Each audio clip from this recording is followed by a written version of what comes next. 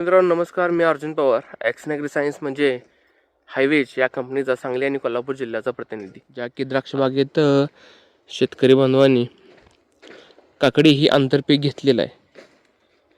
कारण की पावसामुळं किंवा वातावरणामुळं ह्यावेळेसचा ह्या बागेला माल कमी आहे किंवा बागच गेले असं दिसतंय.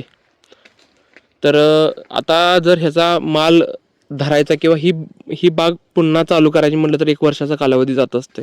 तर याच्यामध्ये काहीतरी दुसरं पीक करावं म्हणून शेतकरी मित्रांनी याच्यामध्ये आंतरपीक म्हणून आपल्या कंपनीची काकडी याच्यामध्ये केलेली आहे आणि त्यांनी ही खूप चांगल्या पद्धतीने सक्सेसफुली हे आणलेले आहे.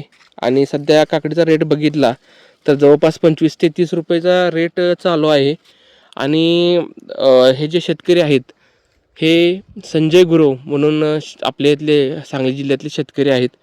तर शेतकरी बंधूंनी खचून न जाता एक पीक वाया गेलं किंवा एका पिकामध्ये कमी उत्पन्न येत असेल तर त्यांनी दुसरं पीक घ्यावं किंवा आंतरपीक घेऊन आपण त्या पद्धतीनं आपल्या ज्या उत्पन्न असतं वर्षाचं आपलं काही ना काहीतरी एक ठरलेलं टार्गेट असतं तर हे आपण पूर्ण केलं पाहिजे. जसं की ह्या शेतकरी मित्रांनी या शेतकरी बांधवांनी ज्या पद्धतीनं की द्राक्षबागेमध्ये आंतरपीक काकडी घेऊन खूप चांगल्या पद्धतीनं उत्पन्न घ्यायचं हे ठरलेलं आहे. आणि जवळपास यांनी 3 तोड्यामध्ये जवळपास यांचं एक 800 ते 1 टनापर्यंत ह्यांनी माल निघलेला आहे.